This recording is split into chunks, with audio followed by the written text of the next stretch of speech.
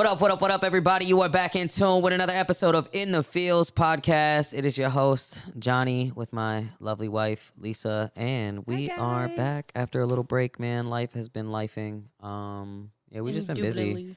Just like a lot of birthdays and just very busy and not really having time to shoot as often as I'd like, but we are back, guys. And Couch Chronicles, because it's a weekday and we've got work in the morning. And our kids are upstairs quietly enjoying their evening while we get to shoot, man. Yeah, I think that's just one thing, is just trying to run a podcast while also working full-time and being parents and just adulting in general. Like, this can't be our main focus, unfortunately. Yeah, and I mean, of course, like, I would love for it to be one day and, you know, in due time. That's the goal. Yeah, in due time, you know, while working our jobs and educating ourselves on the things that we talk about here, you know what I mean? It's like... It grows with time. Yeah, being parents, like you said, just a lot going on, man. But I still like the fact that we get to make time and sit and talk. It's probably, like, my favorite thing that we do. Like, as much as we do this to put it out for everybody to hear and stuff, like, I do enjoy these moments where we sit and just take time for us. You're so cute. Yeah, man. On this episode, I guess like what I just said kind of coincides with it. It's just about emotional safety and what that looks like in everyday life or within relationships, whether that's with friends or family. And today's episode, we are going to be starting off. We're going to be bringing back a segment that I feel like we haven't done in a little bit, but we're bringing it back, man. The AA meeting. Yeah. Yeah, if you guys already know, the anonymous advice meetings where you guys submit, you know, a scenario or a situation that you got going on. And, you know, obviously we're not going to tell everybody who sent it, but we will, you know, offer advice and kind of maybe an alternate perspective that you guys can see the situation with. And you just, again, you guys never know when the why in your story is silent. I was just going to say that. Get out of my brain, I was waiting for you to stop talking. Sorry, dude. But yeah, man. Welcome, Thor. You guys already know our little mascot. Our mascot, basically. But yeah, man. So we'll get into the AA meeting. Shout out to the listener who submitted the AA meeting. Here we go. Yeah, we'll get into it. Okay, so hi, Johnny and Lisa. I'm writing this because I don't really talk about this with anyone. I've been married for 5 years, and I don't think I've felt emotionally safe for most of it. I'm not afraid of my partner, but I am afraid of their reactions. If I cry, they tell me I'm being dramatic. If I express a need, they say I'm never happy. So I've learned to stay quiet, smile, and pretend I'm fine. The scary part is I don't even know what feeling emotionally safe should feel like anymore. How do you start rebuilding that sense of safety when you've spent years walking on emotional eggshells? That's deep. That's what she said? I can't stand it. I'm so sorry. No, I think that's big, though, because a lot of the time we hear that, you know, people handle situations like that, as she's saying that she does, mainly due to how they were treated as a child. So, like, when you cried as a kid and your parents, you know, told you, oh, toughen up, it's not that serious, or they, like, kind of displaced your emotions to make them invalid or make you feel like less than, you tend to go through the rest of your life shutting down and, like, not speaking on those things because you don't feel like you can. But I think, you know, with emotional safety, there's like two parts, because there's the part of your internal portion and your external portion. You have to also feel safe with yourself. But when you're in a relationship where your partner isn't pouring into you in those ways, internally you're going to start believing or feeling that, like, you are overreacting, or that your feelings don't matter, or that you are too much, to the point where you end up closing yourself off and then you're feeling so alone and stuff like that. And it's really big with the communication. Like, you have to be able to set boundaries and express to your partner, like, hey, when you say these things as a response to me coming to you, in turn, it's making me feel like XYZ. It's making me feel like I can't trust you as my partner to come to you. And resentment builds, like other things start taking place, and it could ultimately end up damaging your relationship. Like you have to know, be able to express that to your partner and like open that door for that communication to happen. But it also depends too on like how willing is your partner in communicating with you. Are they willing to sit down and hear these things? Are they willing to take accountability or apologize or, try to look at it from that perspective and be like, dang, I'm sorry. Like, I didn't realize, how I was reacting was making you feel like that. Maybe in the future, like, can you tell me what you may need from me in those moments?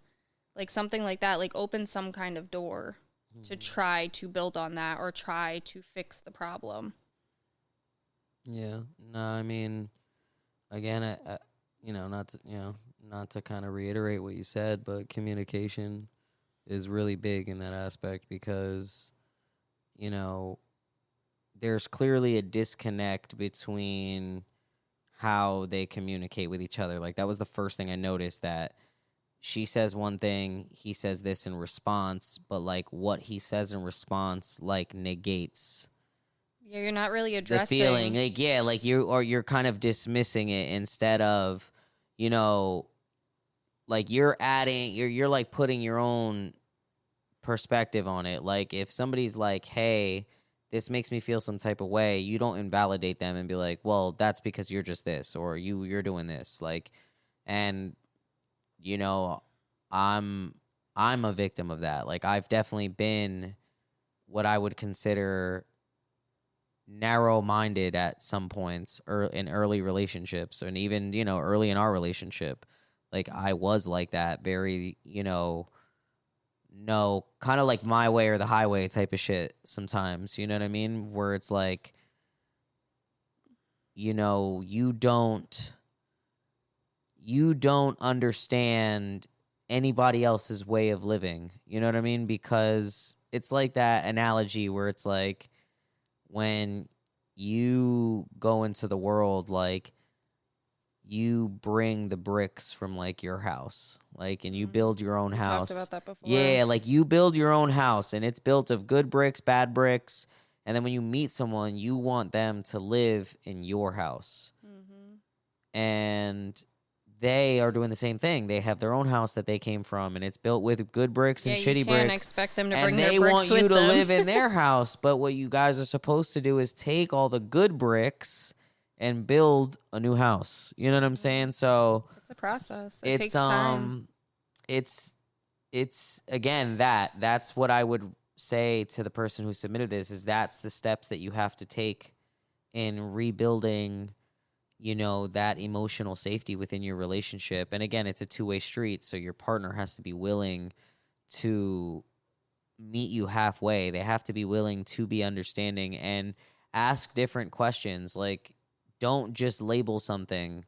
When your wife or your husband comes to you and says, "Hey, this is really making me feel some type of way," like this is a moment of understand. That's an opportunity for understanding. It's not an opportunity for me to tell you what you're feeling or for you to tell me what I'm feeling.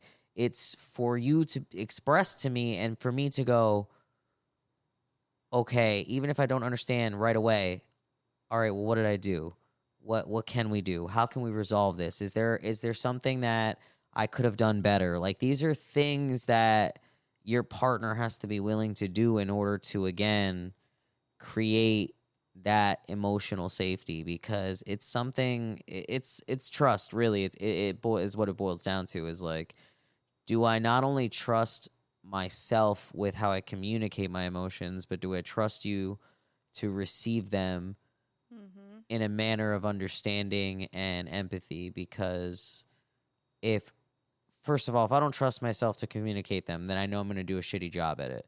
Yeah. And that, again, I say that from experience, because I, too, would try to communicate, but when it came to emotional things, my programming, if you will, whenever I got emotional was to immediately result to anger.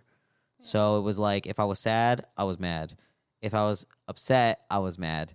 If I was angry, I was mad. Like, it just, again, it was like any negative emotion kind of just resulted into anger, which then, provoked the short fuse that I used to have. And again, failure to communicate properly. So it was like, if I can't trust myself to communicate my emotions properly, then I can't expect you to receive them or understand them properly either, because instead of me bringing something to you that is, let's say...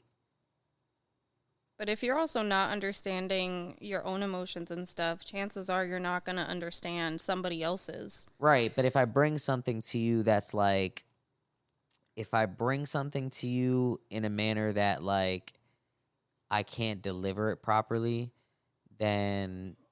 Chances are I'm going to get offensive. If anything, instead of it being something that is seeking resolution, it's more or less, it seems more provoking and antagonizing. You know what I'm saying? Yeah. Like, it's not something that seems like it wants resolution. You know what I mean? So you have to be able to deliver it properly. But that's what I would say to the listeners. I would say, again, kind of like that analogy, dude, like, you guys both come from different homes with good bricks, bad bricks, and broken bricks. And you guys need to take all the good bricks that you guys have and build the home that you want, especially, you're married. Because you have to find what works within your relationship. Yeah, you guys have been married for 5 years, which means you guys vowed to each other to create this safe space that you're looking for.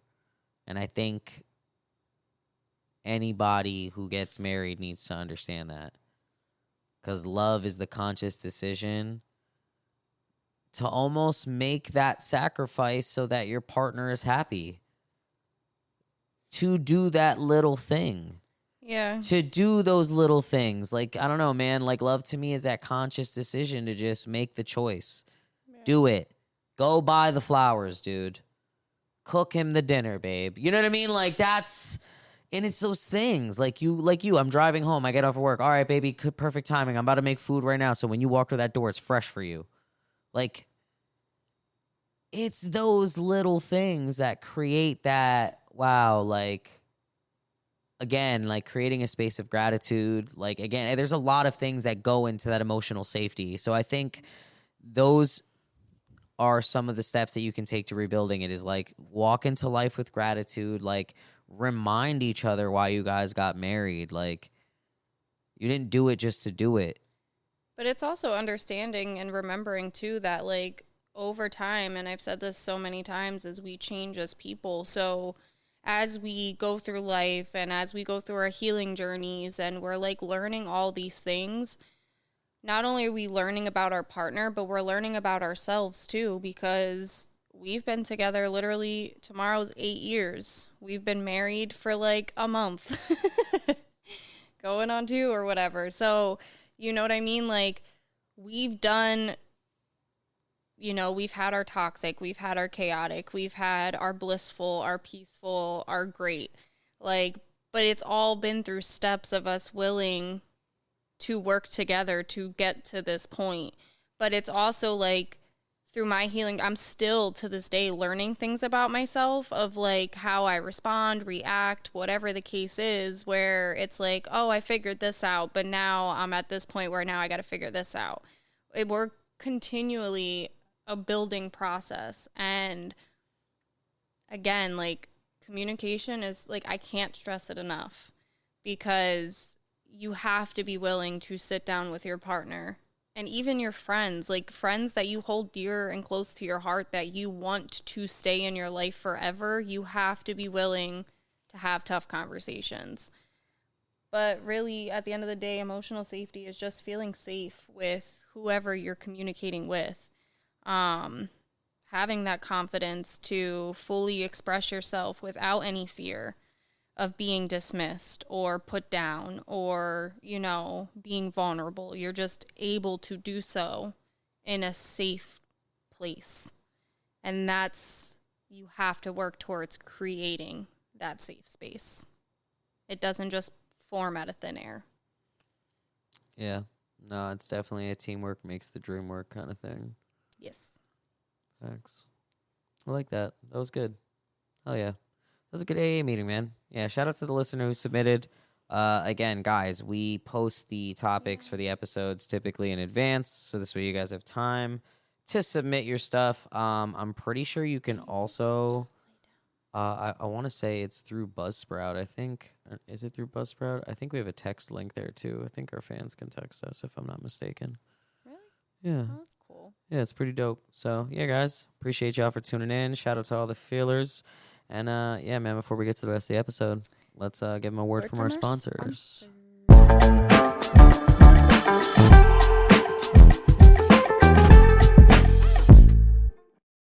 Introducing Ooh La Lade, the best lemonade in existence. You guys already know the vibes. Come on, man. Like, how many times have we got to tell you that Ooh La Lade is the lemonade of all lemonades? You other lemonades or lemonades? Wow, this is I like that. Yeah. Yeah. This is the lemonade. You know what I mean? Like, the lemonade, not the lemonades. You guys don't got anything on this lemonade. The fresh muddled fruit. As the kids would say, 6-7, I think. I don't know. I don't know if that's a good or a bad thing, honestly. Technically, there's no definition for it, so I think you could use it in any tense. Yeah, so, yeah, I guess, as the youngsters would say, 6-7. But yeah, guys, Ooh La Lade, the best lemonade. Make sure you guys go get yours. Follow them on Instagram at @Oola_Lade. Once again, at @Oola_Lade. Find them on all the socials and tell them Johnny and Lisa sent you from In the Fields podcast. And yeah, man, back to our episode.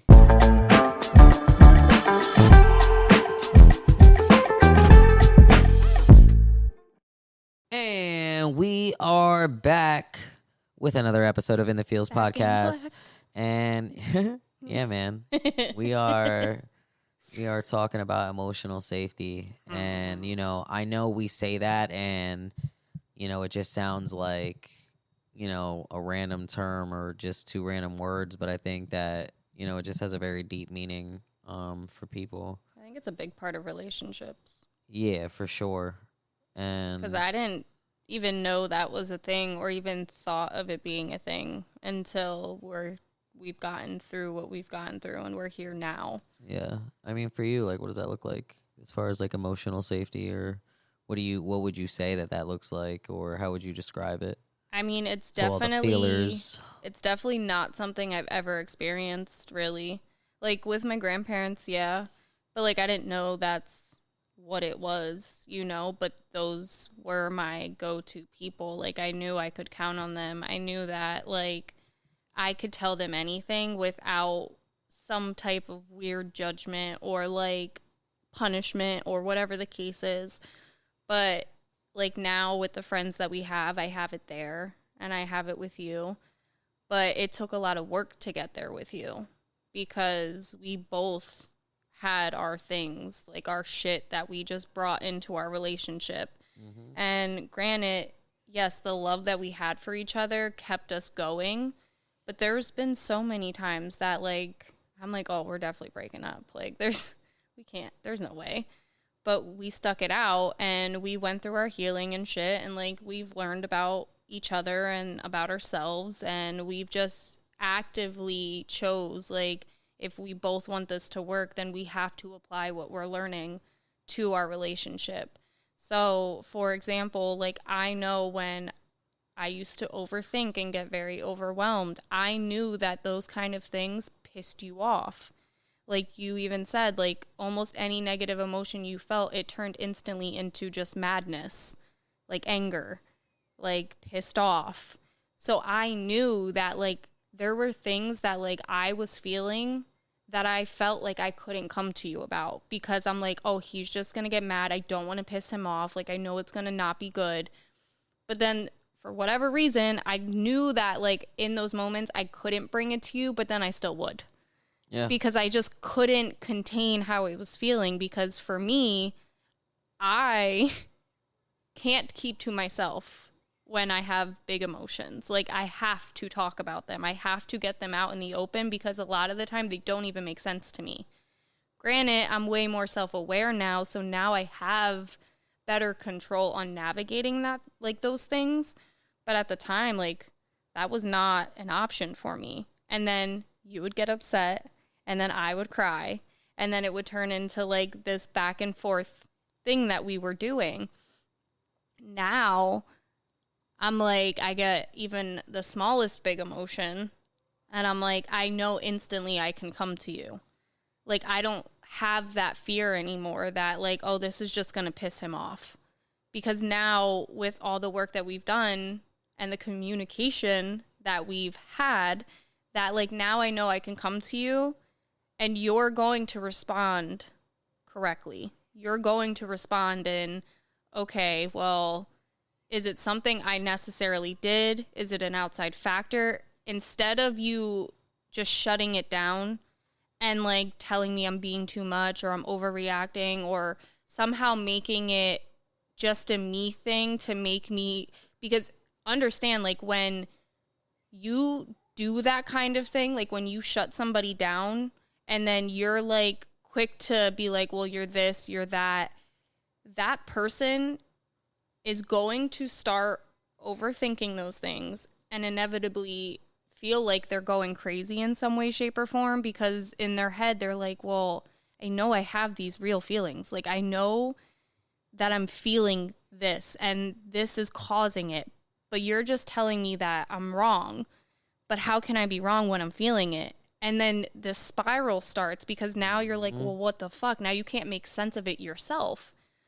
But because we're at where we're at, now the way you respond, you help me navigate that emotion. You help me ask the appropriate questions to help me get to the point of like what exactly it is that's causing me to feel that way. Then you proceed and you're quick to be like, okay, well, how can we resolve this? And then you give me options. Do you think this will help? Do you think this will help? How about this? And then we work at it more as a team. Yeah. Rather than it being very one-sided or being brushed under the rug or forgotten about. Now I'm able to address things the appropriate way, deal with them, and move on. And now they're no longer a factor in my life. And I never really knew what that meant. Like, I never knew that something like that was possible because I never had that.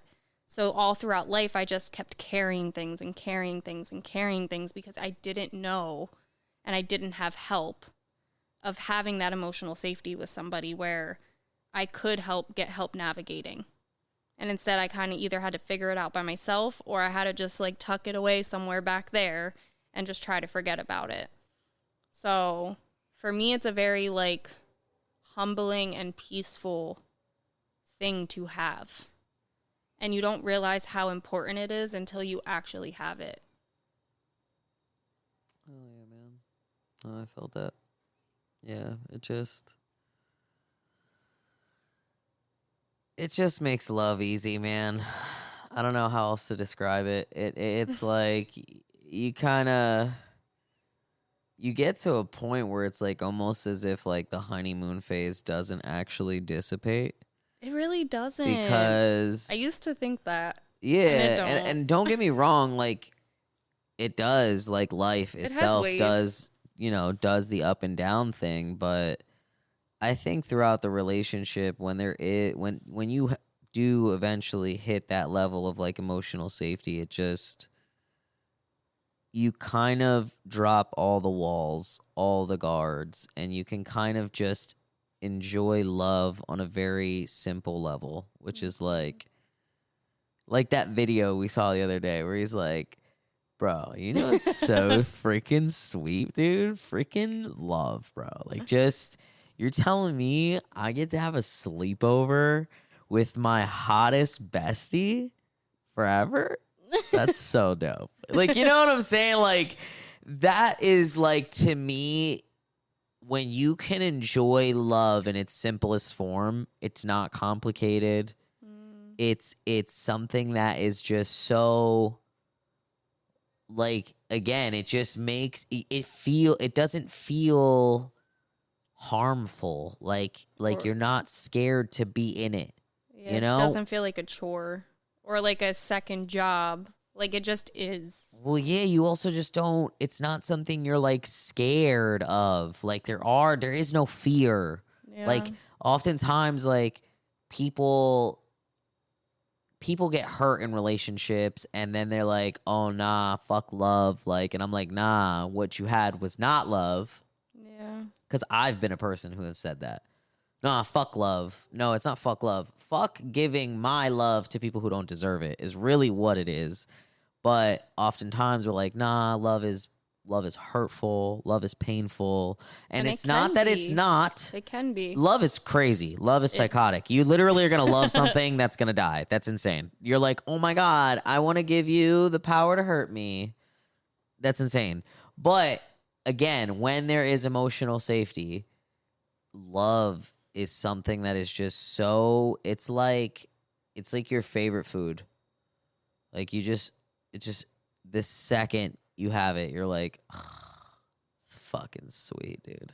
That's how I am. Yeah, dude. It's like you get a good taco or like some ceviche. You're like, fuck, that's hitting. You know?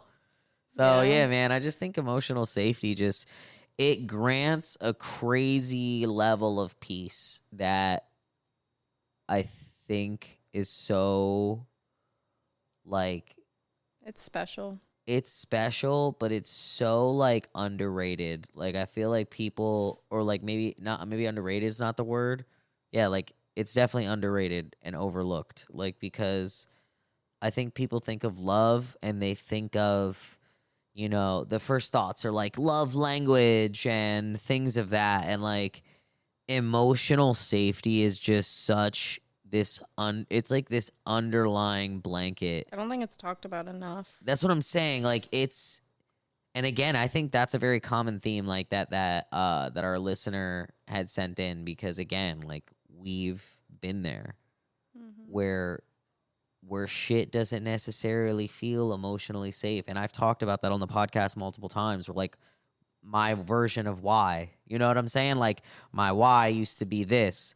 That was in a state where I wasn't offering emotional safety. And instead I was like forcing solutions versus now it's like offering emotional safety and offering understanding and empathy and Mm-hmm. guidance. You know what I mean? It's like so it's just so different when your relationship hits that point because it just feels like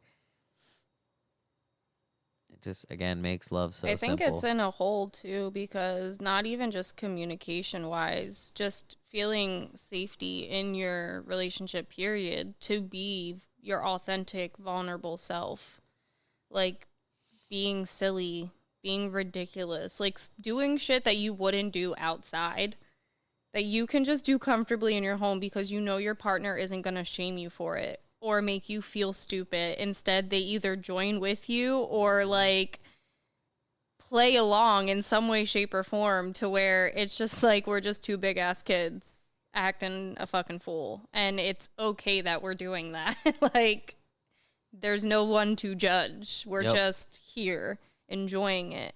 And it comes to like having boundaries too and being able to speak on them.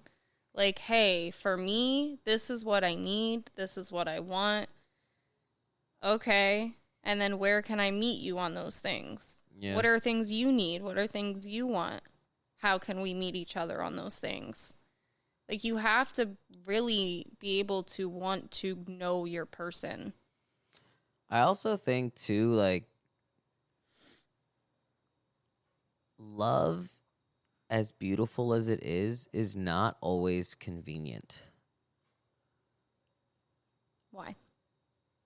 Because oftentimes love requires sacrifice and love requires fucking what's the word that I'm looking for? It requires sacrifice. It requires like I can't think of the fucking word. I can't believe I'm having a brain fart right now. Like where we like agree to disagree, or like, we meet in the middle. You know what I'm talking about? Like, all right, you're not gonna get it your way. I'm not gonna get it my way. Let's Compromise. Thank you, Jesus Christ! Wow, I'm gonna get fucking scorched in the comments because of that. It's okay. I've had my They're gonna be like, moments. this guy is a dumbass. We shouldn't listen to anything he says. Nah, but I've definitely had those again, moments. love is not always convenient, and I think when you realize that, it makes offering emotional safety much easier, because when you understand that love isn't always convenient, that also means that it makes it easier to have the willingness to go out of your way. You know what I'm saying? Like, when you ask me for something, I just jump up. You do the same shit. Like, I ask you for something, you just jump up. You just, like, you did it. I'm like, really? You're gonna go? Yeah. Oh my God, fuck, baby, you're the best. I was about to say, unless it's at night and I'm in bed.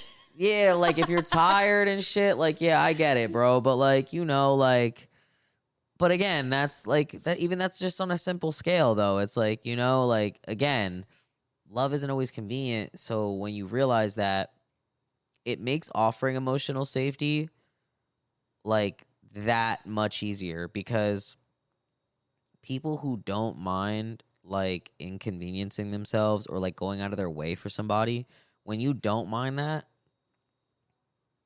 then it makes your willingness to compromise, your willingness to go out of your way for your partner, it makes all that shit like that much better. It makes it feel better, It's more rewarding. Yeah, well, because now you're doing it, and it's like their happiness is such a reward, because of your selflessness, like your ability to offer that safe haven for your partner, showing them like, I got you. That's that shit, bro. Like, that's so fire. I don't know how else to describe it, bro. That's, again, that emotional safety is just, it's everything. And I think it just makes life so much easier, bro. Like, like, I know both of us, like, just from our previous experiences, like when we met each other, we kind of had to be emotional hard asses. And now it's like, because of the emotional safety we offer each other, like, we don't have to put on the tough guy act anymore. Yeah. We can just talk. Yeah. And I can just say I'm having a bad day. You can just be like, I'm having a shit day. Mm-hmm. And I can be like, all right, well, if you're 20, I'm 80, baby, because together we always 100. Yeah. And vice versa. You know what I'm saying? So, yeah, man. I think it's so dope. I love that shit. Yeah, dude. You want to get into questions then? Yeah, you can do that. Hell yeah, dude. You guys already know what time it is. It is question time, where me and my lovely wife, we ask each other a few questions in regards to the topic of emotional safety. And yeah, I've got my 3. You want to go first this time? Sure. All right, so here's my first question. Do it. Have you ever stayed in a relationship because it felt familiar, even though it wasn't safe? Yes. That was quick. Yeah. She said, like, every single one before you. What are you talking about? I'm just kidding. I mean, yeah and no. Mainly my first serious relationship. Mainly because of the fact that we grew up together. He was my best friend for many, many years. And literally, my biggest thing going into that relationship was, he's my best friend. Like, I can trust him with anything. Like, I never would have thought he would have hurt me. You know what I mean? Because of how much trust I had for him, how much love I had for him. Like, I already knew his whole family. Like, it just made sense to me. And it felt familiar. It felt comfortable. And then once I was in it, it was so hard to get away, because I knew that that friendship was gone. And I think for a really long time, I held on to it because I didn't want to lose that friendship. And it really fucked with my head. And then literally on and off for 5 years. Like, I dealt with it for 5 years because I just couldn't walk away. Like, I didn't know how, even though I knew mentally, physically. Like, I was not okay in that relationship. And it sucked. Yeah, man, we do crazy things for love, man. Yeah. But, you know, here we are. Happens to the best of us, dude. Happens to the best of us. All right, what you got for me? All right, ready? Yeah, hit me. Thinking back to your childhood, what feelings or topics were encouraged or accepted in your family, and which ones were you taught to suppress or avoid?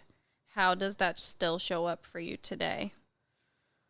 I mean, I think every guy that grew up in my generation can agree that boys just like kind of weren't allowed to cry. That just like wasn't a thing, dude. Like we weren't allowed to feel like sad and shit. You know what I mean? I feel like oftentimes like, no crying in baseball, rub some dirt in it, walk it off. Like that was just a very common theme amongst boys in my generation. I think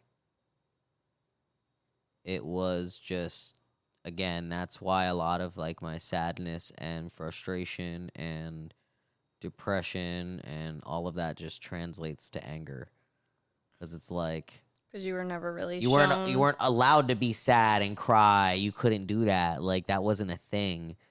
But it also like wasn't in a manner of helping regulate my emotions. You know what I'm saying? It was like suppression. You just knew you felt it, but you knew you had to shut it up. Yeah, you had to like not let your fucking tears come out of your eyes and shit. You know what I mean? So, yeah, dude, I would say that was probably the one thing that definitely translated into adulthood. And again, that's what I mentioned earlier. Do you still feel like that shows up for you today? Not much anymore because of my ability to communicate.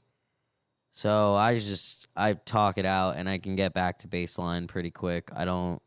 I'm never on one side too long. Like I'm never on like a sad or an angry side too long. I'm very like feel it and I try to resolve it, or feel it and give it time. And I'm not very much one to dwell on a lot of shit. You're not. And I walk life with gratitude a lot now. So like I'm just grateful. Like I was even saying that at the bus stop today when I walked Jonathan to the bus stop. I was just like, I'm really grateful for today. He's like, why? I was just like, because I'm awake and I'm another day. I get to be your dad, and another day I get to wake up to my amazing family. Like, I just feel like that just makes life so much easier. So it really does. Just I would say that's probably the one thing that definitely got brought into adulthood until I just had the tools to figure it out. And even still till this day, like I'm still figuring it out, and trying to teach our kids ways to figure it out. Process. Oh yeah, man. I like that. That was a good question. Thanks. All right, ready? Here we go. If you could tell your younger self one thing about emotional safety, what would it be? One thing. To find the person you can do that with.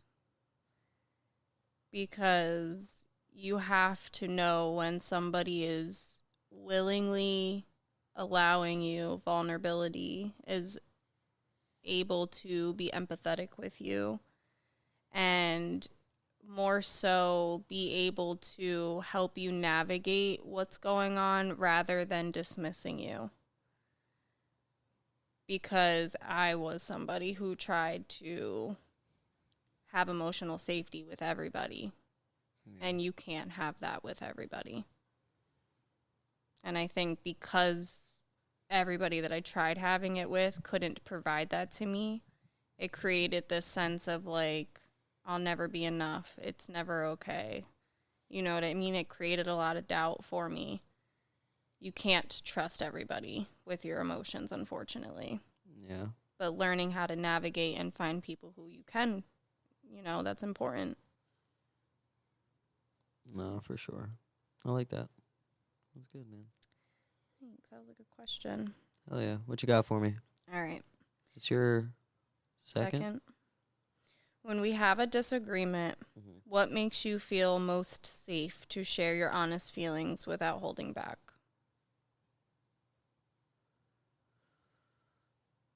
I mean, I think what just makes me feel safe is where we are as a couple. Like today. Just today, yeah. That's just the overall work that we've put in. And I guess if I was to give a more specific answer, it would translate to me trusting the effort that we've put in for each other to be vulnerable.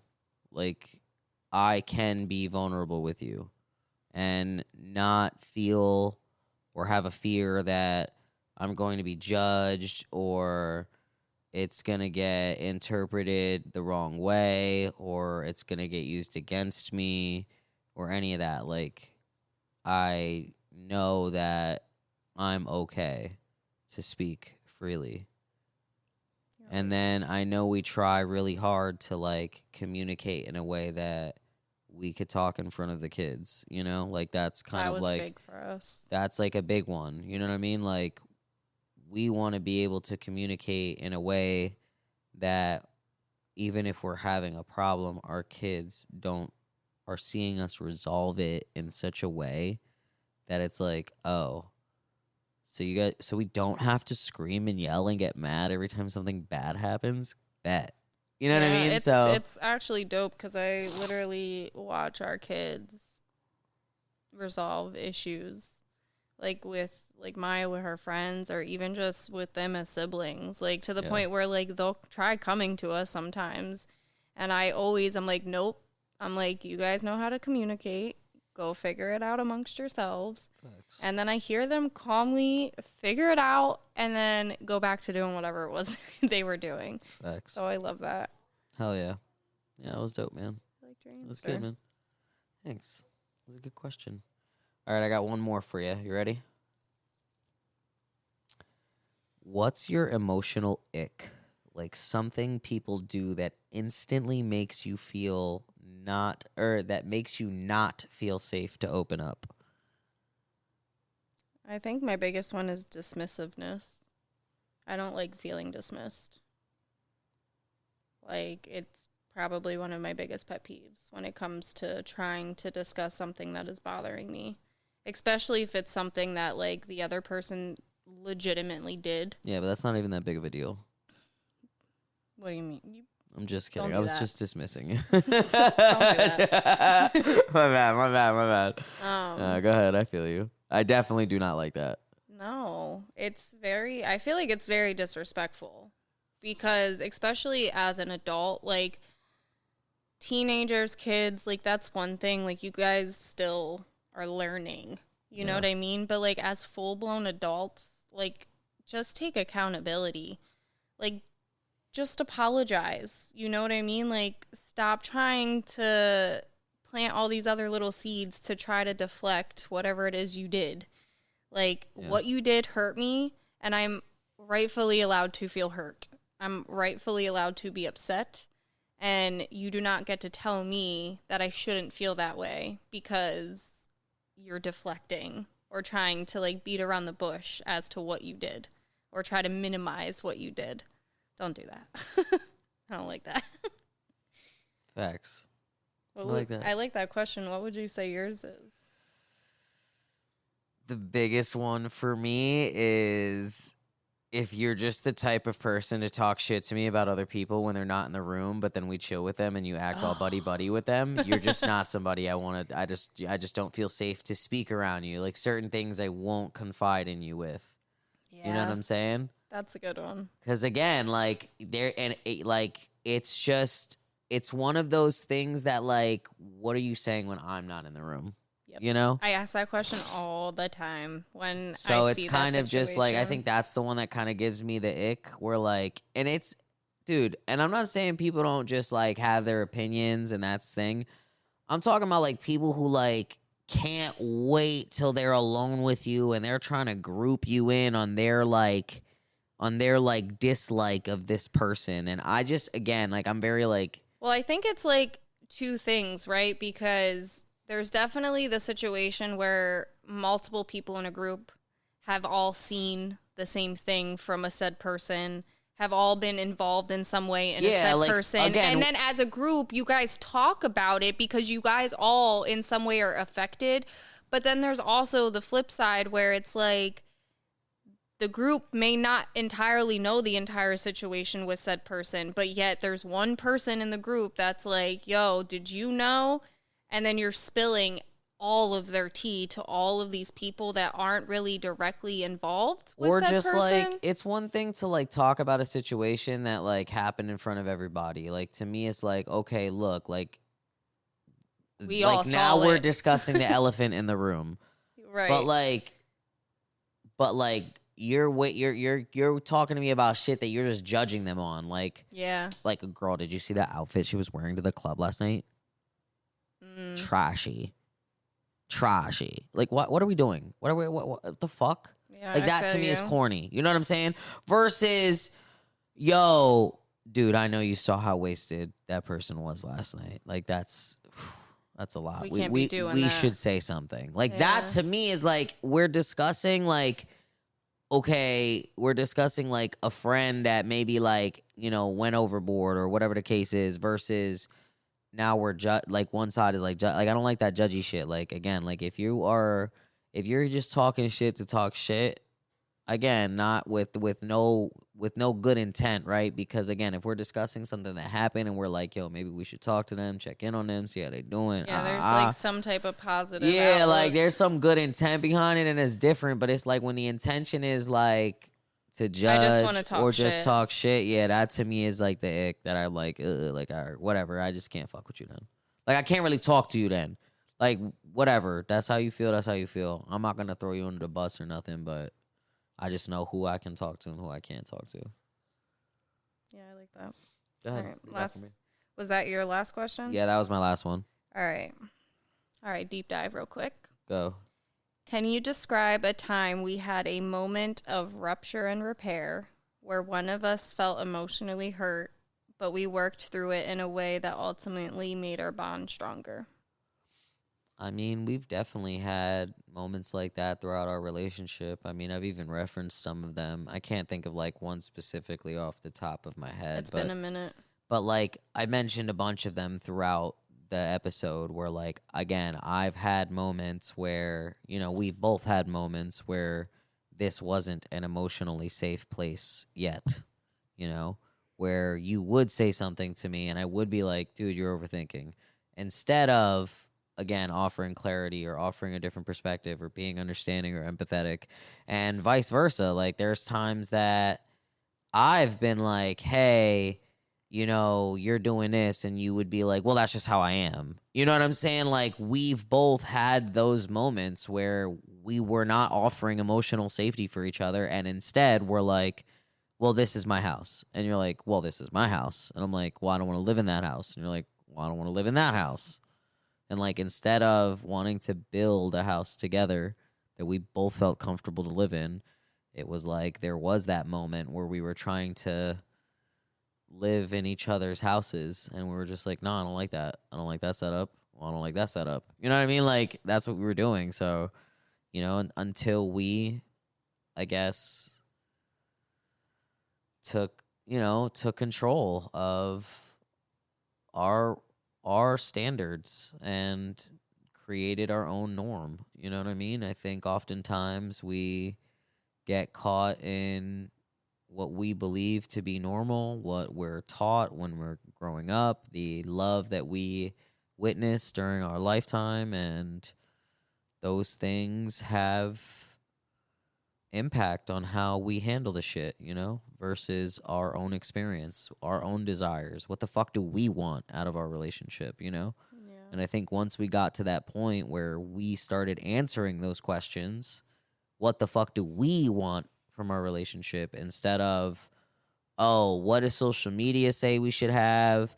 What was our previous relationships like? How were my mom and my dad? Like, instead of using all of those factors to determine, we sat and started asking each other, like, yo, like, what is it that we want, you know? And I think that's, you know, that's kind of like where the pivotal moment began for us. But prior to that, yeah, man, we did that shit a lot. We did that shit a lot. Again, It's crazy to think about how far yeah. we've came. And again, and that's love, dude. People don't understand. Like, people think that you're gonna find. People think you find love, and I think love, while yes, it can be found, oftentimes the longevity portion of it is created. Yeah, I was gonna say, I think the majority of it's built. Like you may find love, but you don't really fall in it until like y'all really create that shit. Like, when everything is flowing, you got that well-oiled machine, and it's just like everything is clicking, you know? Yeah, I'd have to agree. Hell yeah, man. That was dope. That was a good question, man. Thanks. So you guys already know what time it is. Yep. We're going to send them home, baby. And for any of the new people that are tuned in, we always like to leave you guys with a question at the end of every episode. So if you guys are watching this on YouTube or on the socials, make sure you guys drop the answers below in the comments. Yeah, and our question of the evening, morning, afternoon, whatever time you're listening to us at, is, what's one small thing someone can do that instantly makes you feel emotionally safe? Again, drop it in the comments below, because you never know when the why in your story is silent. Until next time, guys, keep feeling, Keep sharing, and keep it real within Within the the feels, feels. baby.